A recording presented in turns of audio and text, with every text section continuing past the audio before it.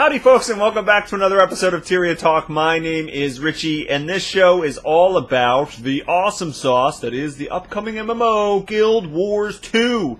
This is episode number 33.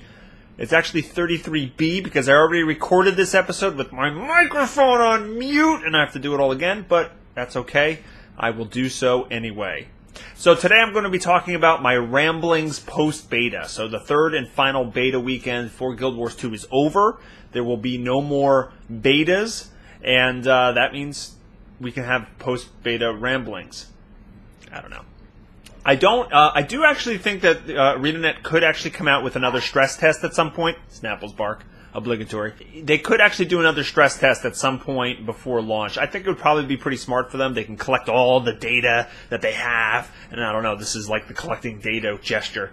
They can collect all that data, and they could actually, make some decisions about, tweaking some things and putting some new code in place, and then actually opening the servers for about 4 hours or so, some random Tuesday, and just getting some more data before launch to make sure that those fixes and changes are working well. So I wouldn't put it past them to do something like that. Actually, I'm kind of expecting it, but they have said there are no more beta weekend events. And frankly, I know this might actually surprise some people, but I'm kind of glad they won't be doing any more. It's getting to the point where I've seen a lot of the beginning content.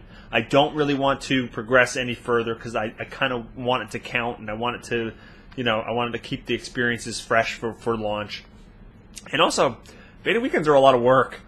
I got a live stream for several different places and get footage for my channel here. I get footage for a couple different websites, and so it's a lot of work. So I can't wait for the game to actually release, and I can actually enjoy it a little bit as well, because that's fun too. Yeah. So let me just tell you a couple of my thoughts about the beta weekend. Let's start with the Asura and the Sylvari. The character creators for them. The character creator in general for Guild Wars 2 is really, really good. I'm one of those people that is obsessed with making characters and character creators in general. And while a game like APB really had like off-the-wall customization options, like probably even more so than Guild Wars, the difference is they only had you can only make humans in that, and Guild Wars 2 comes close to that level, but they actually have the 5 different races, and they're so distinct. The Sylvari specifically are just, they're crazy in terms of how customizable they are. With the 2 different textures for the skin, you got that one skin pattern that's more leafy and plant-like, and the other one is kind of more rough and barky and thorny. And then you can change the skin to dozens and dozens of different colors, and it really changes how the character looks.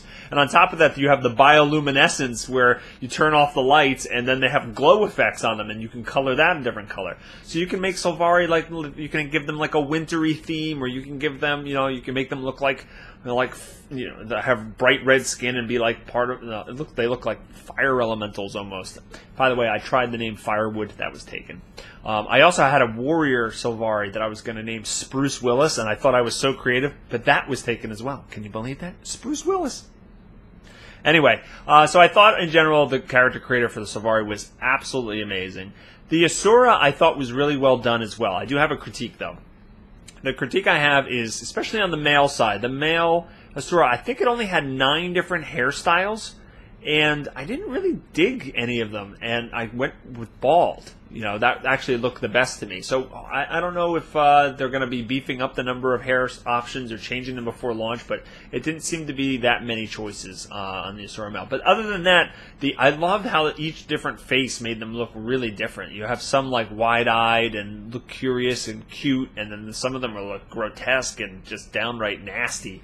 You have some of them that look like Gollum, and you have some of them that they just look creepy. And so I thought they were really well done. Actually, the Asura is the race from an aesthetic point of view that I'm least interested in. But I was able to actually make some pretty cool characters, despite me not liking how they look as much.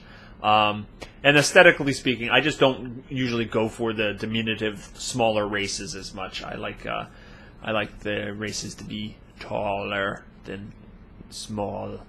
Taller than small. Anyway, so some other thoughts. The starting areas, wow. Let's look at the capital cities. I have tours for both the capital cities on my YouTube channel. They are not voice tours; they're silent tours, but you can see what they look like. Both of the cities are amazing. All of the cities in this game are just incredible. I particularly like the Grove. I said it on Twitter, but the Grove is kind of like Fern Gully meets Pandora from Avatar, and it's like it's like those two things had a baby, and that's the Grove. Grove is just so pretty to walk around, and it's just so striking how all of the cities look so different at night versus day, and I love that. It really looks cool. I like the little seedling, the little pod elevators that bring you up and down, and the little caves here and there with the glowy worms, and I don't know. It's just breathtaking, the whole vibe. So that really speaks to me as a gamer. I really like that whole nature-y theme. The Asura capital city the Radasum looks really cool as well. I'm just not as into the technological gadgetry type race thing. That just doesn't speak to me as much as the nature-y, tree-hugging stuff. Yeah. Now, I didn't play the Sylvari starting area. I did play the Asura quite a bit. I liked it. I thought it was fun. You got so many cool things. You get to poke slimes with electrical, taser rods, and, control golems, and, pit them against other golems in chess, and just fun little stuff happening all over the place. I like the electrical balls that you have to put into the the little containers and stuff like that. But you're holding these things that are arcing lightning everywhere. And you could throw them at enemies to stun them. So overall, just the stuff is a lot of fun. The Skrid are hilarious, and I like when they revolt and they get together and they get smarter when they're all together. The Skrid and they're dumb when they're alone. So that's all fun. I do have a comment.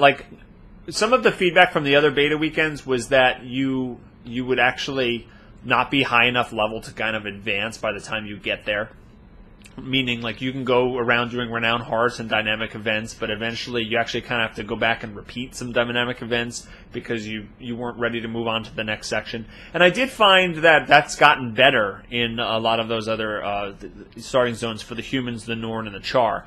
But the Asura seem to be back to that kind of model. I hit level 4 when I had all of the starting area complete, and I was ready to go over to the level 7 Renowned Heart. So it was getting a little bit out of my level range. Now, I know, before you say anything, I know that you could do personal story, and you could do crafting, and you can go to one of the other starting areas and level up, and you can do points of interest and all these things, and you can kind of catch up your level. I'm not arguing that. I understand you're not supposed to just do the hearts and then move on. But I'm just saying it did feel like I was a little under-leveled as I was progressing through. And I think it's interesting that in the starting zones, why do they make it so the hearts have a level after them that goes sequentially 2, 3, 4, 5, 6, 7? Why can't they do it more 2, 2, 3, 3, 3, 4, 4? Why don't they have more? Make it more of a gradual climb through the renowned hearts rather than just sequential like that, especially in the starting areas. But that said, I think the experience was really, really fun. I can't wait to check out the Sylvari starting area. Now, I have decided, 99% sure, I'm going to be a warrior once it launches. I was debating between warrior and elementalist quite a bit. I decided to do the warrior. The warrior, I don't know, it just struck me as a little bit more easy to grasp, and since it's a brand new game, and when you get to max level, or even not before then, when I'm going to be doing I really want to do the explorable mode dungeons, and that's going to be really hard content. I wanted to be able to feel like I could master the profession. The elementalist with the attunements and always having access to 20 different weapon skills on top of your utility skills and different things, I felt like that's a lot to kind of take in. Whereas a warrior, sure, you have a lot of different weapons you can use, but you're only going to have two weapon sets equipped at any one time. And that gives you 10 weapon skills and your other skills to worry about. So I think I'm going to have a better handle on that. But I do like the Elementalist a lot. It might be my second character. I have not settled on a race. I really can't figure out what to be. I don't think I'm going to be a Char or an Asura. So I think it's down to Human, Norn, and Sylvari. And the interesting thing is, right before the beta weekend closed, I started creating characters in the character creator and just saying, all right, if I was a human male, what would my warrior look like? And I would figure out all the options, and I take a screenshot of it, and then I would go, all right, what if I was a female human? I take a screenshot of it. So I think I did most of the character combinations I'm looking at, and I have screenshots of them. At one point, I might even make a video with that, with just showing what I came up with and seeing what you guys think I should be. But yeah, I like the human, the Norn, and the Sylvari. And it's funny because I normally don't like playing humans in these games. I just consider that like the boring option. But I really I think the character models for the human are great. And I love the starting area. And I love Divinity's Reach so much. So I'm thinking about human. I don't know. What do you think? What should I be? What kind of warrior should I be?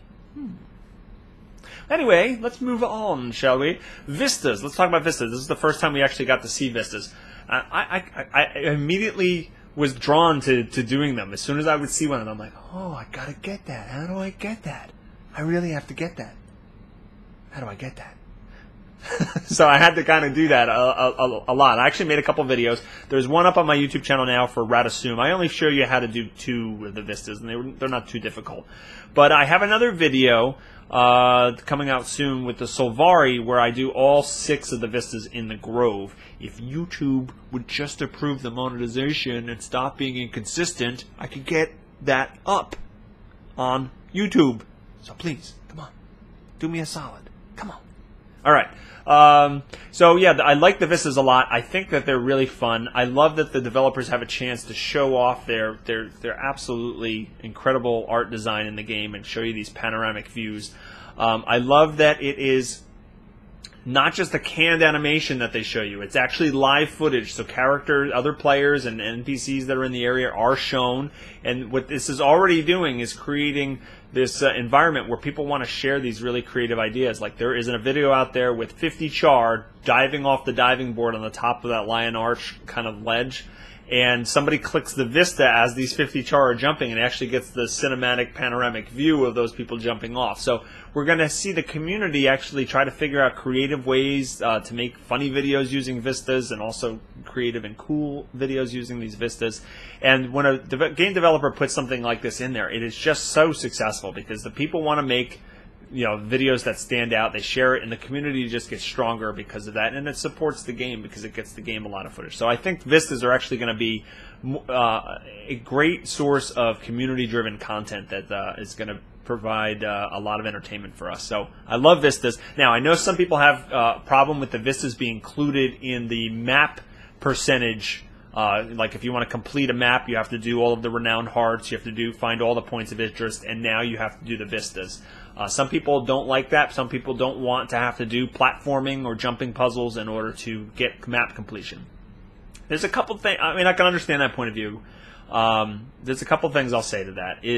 First of all, you got to look at beta, and I think John Peters said something like this: is anything that's been changed in during beta is not them taking away something or adding something to the game. You can't take any one beta weekend and going, oh, I liked it then, because that's not the final game. All of these things might have been planned from the get-go. They just weren't ready to be put in until now. So you can't say, oh, I liked it before Vistas, because Vistas was obviously planned for a while. There's 161 of them in the game all of a sudden, and that was probably always meant to be part of the map completion. So they didn't change something and screw anyone over or anything like that. It was part of the design from the beginning.